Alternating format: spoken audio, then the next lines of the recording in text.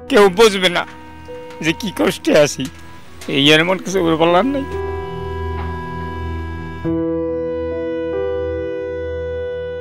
কমে বইবে, কমে খারাইবে, কি হরমু কি না হরমু। থেমেছে রেমালের ঝড়, নেমে গেছে জলোচ্ছ্বাসের পানি, কিন্তু শুকায়নি তাণ্ডবে ক্ষতিগ্রস্ত অগণিত মানুষের কান্না। আবার অনেকেই কোনো প্রকার সহযোগিতা না পেয়ে চরম মানবেতর জীবনযাপন করছেন।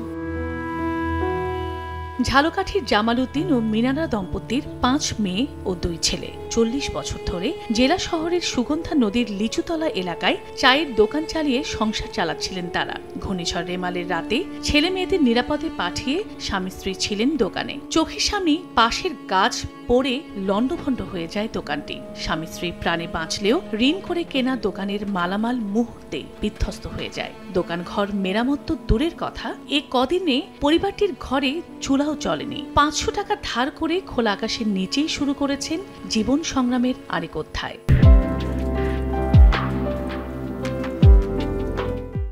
বন্যা হয়েছে পর থেকে আমার তো আর কিছু নাই, আর আমার তো সব কিছু এই দোকানটার উপরে। তারপরে আমার 5টা মেয়ে, 2টা ছেলে, আমার স্বামী অসুস্থ, এর কিছুদিন আগে অপারেশন গেছে। আমি ঠিকমতো ঔষধও চালাইতে পারতেছি না।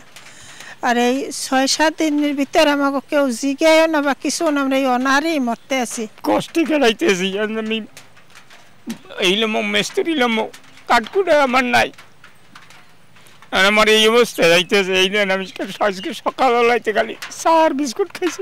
রেমালের তাণ্ডবে এমন সর্বহারাদের পাশে কোনো প্রকার সরকারি বেসরকারি সহায়তা না আসায় খুব ক্ষতিগ্রস্তদের। আগে আমরা কাজ করে গেছি দোকানে, আমরা চা পানি খাইছি এবং বাটা তো খাইছি। তখন এগুলোকে এই সময় তো একটু পরিচয় ভালো।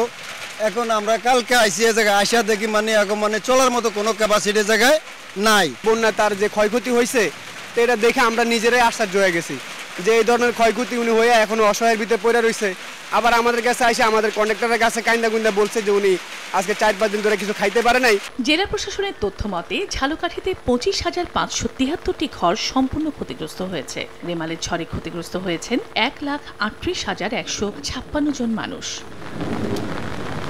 সময় সংবাদ, ঝালকাঠি।